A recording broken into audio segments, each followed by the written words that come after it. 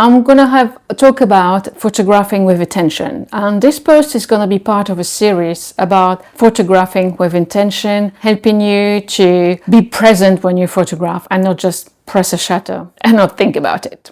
I'm gonna talk about challenging yourself using a fixed lens to constrain your photography. The fixed lens I'm talking about is a 35mm. Usually I photograph with a zoom. I use a Sigma Art for my Canon 5D Mark IV. It's a Sigma Art 2405.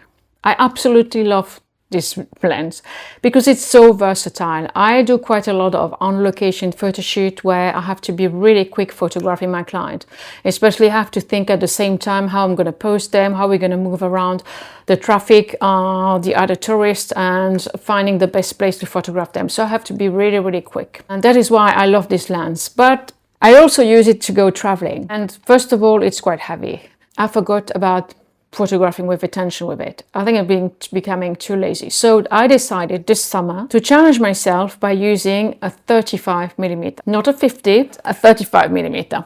Compared to the zoom lens, it's much smaller. The challenge I was facing with quite surprised me. Why did I want to go back to a 35mm? So this is another art lens by Sigma, which I quite love. So first of all, 35mm for me is about cinematic photography. This is the lens that was used to create film, and I definitely want my photography to be more cinematic. Again, also it was used by the humanist photographers like Doisneau and Cartier-Bresson. And I definitely love the fact that they photographed portrait, but you also had a story about it. I noticed that I'm a portrait photographer, but what I did, I tended to just photograph beautiful faces, very close up. I have a tendency to come much closer, to be far too close to my portrait. And it was fine for a long time because I really managed to develop a great connection with my subject, create beautiful portrait. This is not enough anymore because I'm completely drowned in a crowd of beautiful photography. As a photographer, how we're going to stand out is this lens is going to push me, first of all, to step away and to include more of the environment. So first of all, I'm going to talk about the frustration I went through using this lens. So I used this lens first when I went photographing in Marseille in the Panier. And I experienced the first frustration because the streets are really narrow. And at some places, I was not far back enough. I couldn't even use my feet. So I just had to accept, no, I can't photograph that because I don't have enough space. Now, this is where you feel the frustration. But don't give up. Then I tried to change the angle, maybe to lower myself, really to crouch down. I find a way. Maybe my photography was a bit different because I used a different perspective, because I had to use my feet. I had to think about how I'm going to go through this challenge. This lens also gave me an amazing gift. And this is the time I was doing a photography walk with a guy called Bastien Guy. He challenged me to ask people if I could photograph them. It took me a bit of time to do that. And I photographed the people with a 35mm. This was quite challenging. You can't really zoom away. It's a portrait to take very quickly. I didn't want people to lose patience. Already I had asked them if I could take their portrait, so I was nervous. They must have felt nervous as well. In fact, it gave me amazing result because I had to step away. Something different was happening in the scene of what I had imagined, which I'll show you now.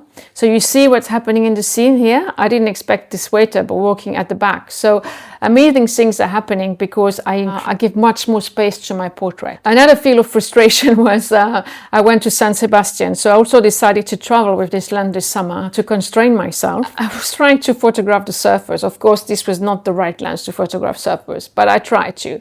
And I tried to get as close as I could from the surfers. And what happened? My shoes, my Converse, got completely soaked by the sea. So I had to deal with that as well, another frustration. But I managed to walk around it. I moved on the beach trying to photograph the surfers, and I show you the images here. But I really enjoyed working with this lens this summer because especially I was photographing the beach, and it really taught me to think ahead of how I wanted to use this lens. First of all, I had to kind of compose the scene before looking through the viewfinder. So what I was doing, for example, in San Sebastian, where I was standing on the beach, I was just standing there and looking for scenes which I found quite interesting. And then I looked through my viewfinder and I started to compose in the camera what I thought interesting. Sometimes I had to step away because I was maybe too close. But sometimes I had to find a way to come closer or maybe move to the left, to the right. But definitely with this type of lens, you have to move. You are I think you are more in control, definitely, than using a zoom lens where you just get a little bit too lazy. So for me, using a fixed lens is about becoming much more intentional in photography. One thing you want to be wary of when you're using this 35mm is when you're shooting portraits. It's a great lens for portrait, but you have to be careful about the distortion, especially if you're too close. If you come too close, the head of your subject might become too big compared to the rest of the body. You have to be careful to angle it too much. So what you do, first of all, walk away, and also use the lens strength. If you angle it, then you have a risk of having the head far too big compared to the rest of the body. But this is something easy to correct with your camera. Walk away from your subject. What you can do if you want to really distort them, to make them look very long, you could just, then crouch down and really angle the camera. But just be wary about this. Look at the back of the camera, how your portrait is looking, because you want to make sure that the head is not completely distorted. Be reassured, it's a great lens for portrait. It's really going to make you intentional about walking away from your subject. And this is something I had to struggle with, because I had a tendency just to be far too close to my portrait. Photographed, I was very connected with my subject. I ran really, really close because I love to photograph a beautiful face, an expression, a connection. But nowadays, this is not enough for portrait anymore. It doesn't say much. And you have an array of millions of beautiful portraits, though. I think as photographers, you need to become storytellers. I was more a portrait photographer than a storyteller.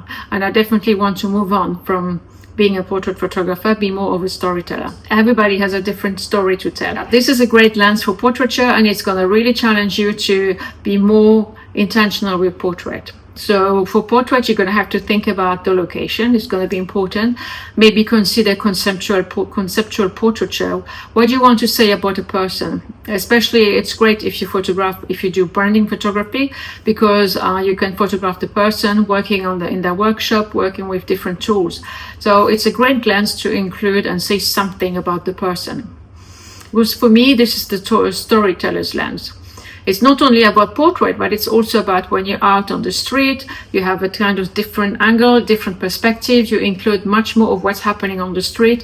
So you also have to be intentional, because you don't want everything on the street. So you have to maybe move around, right, left, forward, backwards, because you want to compose the scene maybe before you use it, frame it in the camera. But it's definitely, the constraint of it is going to challenge your creativity. It's going to make you a great storyteller. I definitely would love to know if you have any shots, if you use a 35mm, what you think of it. So I'm going to give you a little bit of a challenge. If you have been like me, as zoom lens user, I want to challenge yourself. Try to use the lens in a specific time frame. Try to use your fixed lens. It doesn't have to be a 35. You could choose to shoot on a 50mm. Challenge yourself. Go back to the basic and challenge yourself for a week. Also, don't be afraid to accept that some things might not work. As I explained earlier, when I went to the Panier in Marseille, some places I was far too close to shoot with a 35mm. I couldn't walk back enough.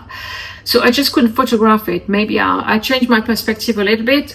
I had to walk away, and sometimes it worked, sometimes it didn't, but I just accepted it. I embraced it. I felt quite frustrated at the beginning, but it's fine. You can't just photograph everything. Some things are not going to work. So you're going to have other ideas. You're going to have other ways to photograph, and it might give you another opportunity. But definitely, this challenge has been great for me, because it really opened my eyes. It challenged me. After I did some portrait with my niece, and it really challenged me to create a story about it. So when I photographed my niece, I created this portrait which I called Memory of a Summer Garden. This was very intentional, because I had this project in my mind for ages. I didn't think about using a 35mm, but I only took this lens when I went to visit my parents to organize this photo shoot with my niece. So what we did, we went to the field. I wanted to use these beautiful wildflowers, a sun hat, something that said summer. And we used a lot of movements. Lens was perfect for me to integrate the flowers into the scene, give her a little bit of space. It was a fantastic lens to tell a story about the memory of a summer garden. But you can use it for when you use a 35mm, or when you want to be intentional in photography. Think about the story first. try to create all the tools around it for the photo shoot, what the location, what you want to do, the story you want to tell. And then use the tool for it. And what are the right tools? Maybe you might have to use the zoom, maybe not. Am I going to continue photographing with the 35mm? Yes, definitely, because the portrait I took in the Panya were pretty amazing. As I said, I'm not sure I'm going to use it when I do London photo shoots, when I have to shoot on location with clients. I have to be very quick, especially working around a crowd of tourists. We have to move location. I think a zoom, is going to give me a bit more comfort. But it's something I definitely would love to try, because I would love to do more cinematic portrait in London. I might practice a little bit before I use it. So let me know what you thought about this video. Am I challenging you to use this lens? Let me know in the comments. Would definitely love to hear from you. Thank you for staying with me. I hope you found this useful. Stay tuned for next week. Thank you. Bye bye.